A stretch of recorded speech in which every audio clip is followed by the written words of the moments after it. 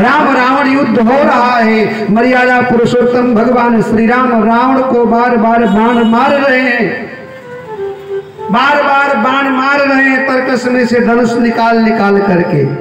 रावण मर नहीं रहा है, भगवान मारे जा रहे हैं, रावण मर नहीं रहा है। भगवान मारे जा रहे हैं, रावण मर नहीं रहा है। भगवान श्री राम ने विभीषण की तरफ देखा। राम विभीषण तन तब देखा, विभीषण की तरफ देखा तो विभीषण बोला, ए राघव, ए सरकार, ए परमात्मा, ये रावण ऐसे नहीं मरेगा। कैसे मरेगा? विभीषण ने कहा, इसके नाभि में अमृत है, इसलिए पहले अमृत का जो कुंड है उसको सोखो, उसको नष्ट करो, उसको समाप्त करो। है? नाथ नाभि पीयूष बस जाके यही बल जियत नाथ बल ताके। नाभि में उसके अमृत का कुंड है। अच्छा एक बात बताओ, क्या भगवान श्री राम को नहीं मालूम है? मेरे राघव को मालूम है, सब मालूम है रावण की क्या है क्या नहीं है, क्योंकि हर अंतर्यामी सब जाने। मालूम तो है, लेकिन विभीषण क्या है? जीव है, और रावण क्या है? मोह है। मोह रूपी रावण हमारे जीवन में बैठा हुआ है, और ये जीव जब तक चिल्ला करके नहीं कहेगा भगवान से कि मेरे मोह को मारो, मेरे मोह को मारो, तब तक भगवान मोह को मारेंगे नहीं। कहना पड़ेगा, पुकारना पड़ेगा, बुलाना पड़ेगा, बताना पड़ेगा ईश्वर से कि हमारे अंतःकरण में मोह रूपी रावण बैठा है, इसको मारो। ऐसा नहीं कि राम को नहीं मालूम है। विभीषण ने बताया तो राम को मालूम नहीं, राम को तो मालूम है सबकी, क्योंकि हर अंतर्यामी सब जान। परमात्मा अंतर्यामी है, लेकिन रावण है जीवन का मोह, विभीषण है जीव। जब तक जीव रूपी विभीषण राम से चिल्ला करके, बुला करके, पुकार करके, चिख करके नहीं कहता है कि सरकार मोह रूपी रावण को मारो, तब तक राम मारते नहीं। राम जानते हैं, लेकिन जानना चाहते हैं कि गुरुदेव के मन में इस महिला के प्रति क्या भाव है, क्या नजरिया है इनकी, क्या सोच है इनकी। इसलिए पूछे मुनि शिला प्रभु देखे, सकल कथा मुनि कही विशेष। गौतम नारी श्राप बस उपल देह धरि धीरे, चरण कमल रज चाहती, कृपा करहु रघुवीर।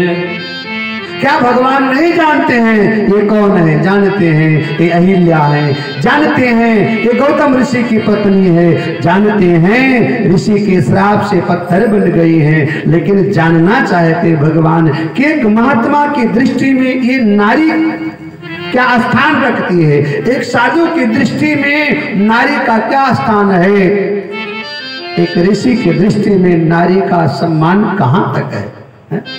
आहा, नजरिया तुम्हारा कैसा है कि भगवान जानना चाहते हैं। गुरुदेव कहते हैं, गौतम नारी श्राप बस। एक साधु का जो दृष्टि होना चाहिए वो यहां पर है। चाहते तो ये भी कह सकते थे कि गौतम नारी पाप बस, ये भी कह सकते थे कि महाराज ये तो पापिनी है, इसने पाप किया था, छोड़ो दूर से निकल चले, तो पापी है। लेकिन बोले नहीं, गौतम नारी श्राप बस। ये नहीं कहा कि पाप बस। जो गलती करे और नादान, जो गलती करके स्वीकार न करे वो शैतान, और जो गलती करके स्वीकार कर ले वही इंसान, वही महान है। अहिल्या ने गलती किया, अहिल्या से गलती हुआ, लेकिन अहिल्या ने गलती को छुपाया नहीं, स्वीकार कर लिया। गलती करना गलती है, गलती करके गलती पर पर्दा डालना और बड़ी गलती है। इसलिए गलती हो जाए तो स्वीकार कर लो, गलती हो जाए तो और कहीं नहीं तो भगवान से तो स्वीकार कर ही लो। अहिल्या ने स्वीकार कर लिया गलती हुई, और इसलिए उपल देह धर धीरे, चाहती तो झोपड़ी के अंदर पड़ी रहती है, लेकिन बाहर आकर के पत्थर प्रतिमा बन करके दुनिया को बताना चाहा, दुनिया वालों मैंने गलती किया था तो मैं पत्थर की बन गई हूँ, और तुम गलती करोगे तो तुम पता नहीं क्या बनोगे। चरण कमल रज चाहती कृपा करहु रघुवीर। आज भारत का एक साधु एक भारतीय संस्कृति की महिला के पक्ष में खड़ा होकर वकालत करता नजर आ रहा है कि चरण कमल रज चाहती कृपा करहु रघुवीर। हे राघव कृपा करो ना, आपके चरणों के रज की अभिलाषी है। अच्छा, भगवान ने विचार किया मैं कैसे स्पर्श करूं, क्योंकि अहिल्या जो है वो ब्राह्मण की पत्नी है और ऋषि की पत्नी है, और शास्त्र में कहा गया है ब्राह्मण को, कुंवारी कन्या को, गाय को, साधु देवता को, इनको गलती से भी यदि चरण लग जाए ना तो तत्काल चरण पकड़ करके, चरण स्पर्श करके तत्काल पाप का प्रायश्चित करना चाहिए। कुंवारी कन्या, इनको लात मारना तो दूर की बात है साहब, यदि गलती से तुम्हारा पैर लग जाए तो तुरंत पांव पकड़ करके प्रायश्चित करो। ब्राह्मण के गलती से पांव लग जाए, पांव पकड़ करके प्रायश्चित करो। गाय को गलती से पांव लग जाए, पकड़ करके प्रायश्चित करो। साधु और देवता को गलती से पांव लग जाए तो पकड़ करके चरण स्पर्श करके प्रायश्चित करना चाहिए। भगवान ने विचार किया मैं क्षत्रिय कुल में जन्मा हूँ, ये ब्राह्मण की पत्नी है, कैसे चरणों का स्पर्श इनको मैं कराऊं। भगवान विचार ही कर रहे थे, साधु का बड़ा सुंदर भाव है। तब तक हवा का एक झोंका आया और भगवान के चरणों के एक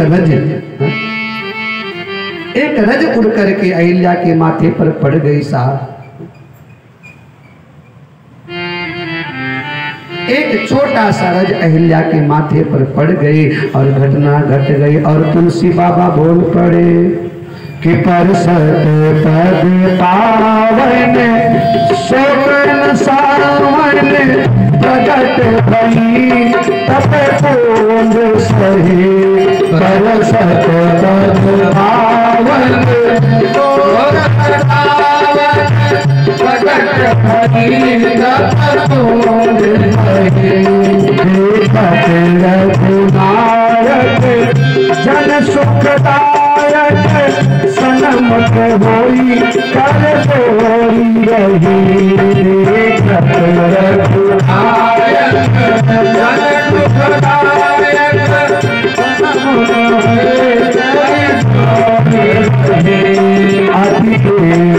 अधीरा पुलट शरीरा मुख नहीं आवई वचन कही। अति सरदर आगी चरण लागी जुगल नयन जगदार रही। हे अजूमन दीना प्रभु का दीना रघुपति कृपा भगति पाई। अति निर्मल वाणी आस्तुति भानी ज्ञान गम्य जय रघुराई। परसत पद पावन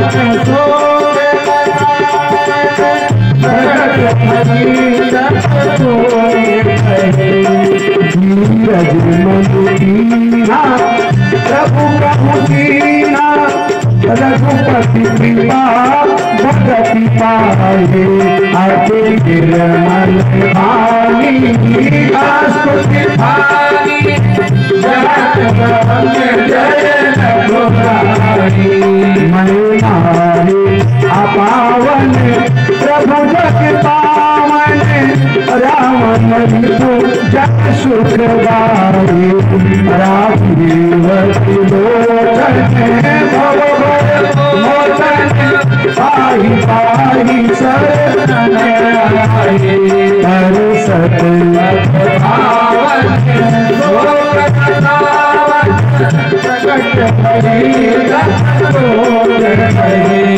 मोनी साप दीना अति भल लीना परम अनुग्रह महिमा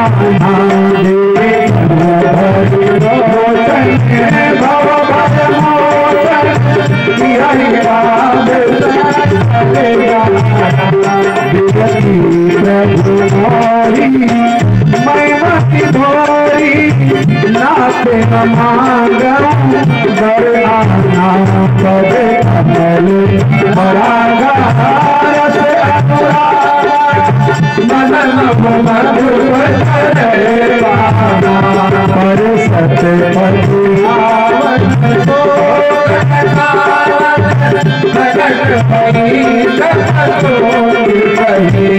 यही पद सुर सरिता परम पुनीता प्रगट भई शिव शीस भरी सोई पद पंकज यही सुखदत आज नम शिव हरि यही भांति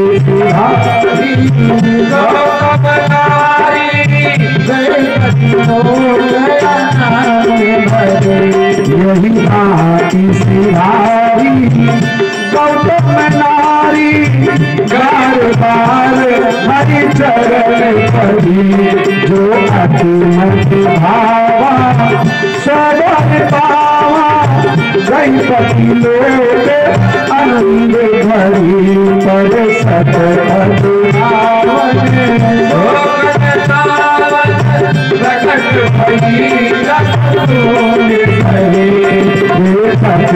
रघुनायक जन सुखदायक सनमुख होई हरि जोरी रही पर सत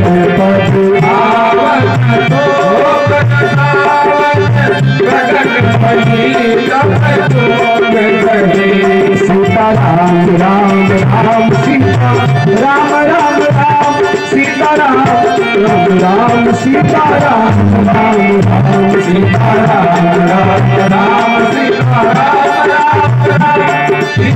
राम सीता राम राम सीता राम राजा राम राम राम राजा राम राम राम राजा राम राम राम राजा राम राम राम राजा राम राम राम राजा राम राम राम राजा राम राम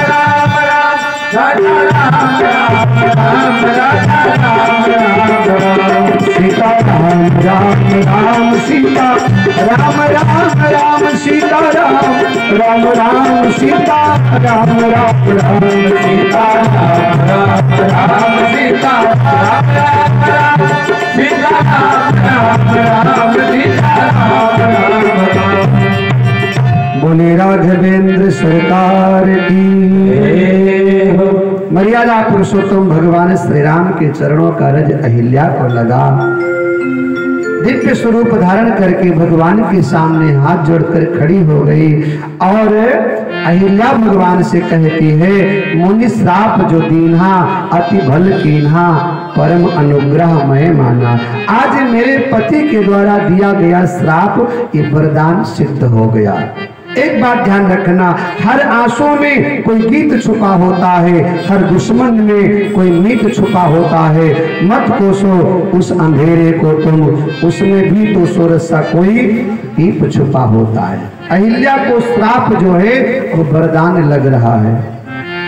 भगवान की स्तुति किया है, जो अति मन भावा सो वर पावा, गई पति लोक आनंद भरे। और तुलसी बाबा लिखते हैं, अस प्रभु दीन बंधु हरे, कारण रहित दयाल, तुलसीदास सतत भजो, सियापति राम जय राम, मेरे प्रभु राम। बोलिए मर्यादा पुरुषोत्तम राम लला सरकार की, अयोध्या धाम की।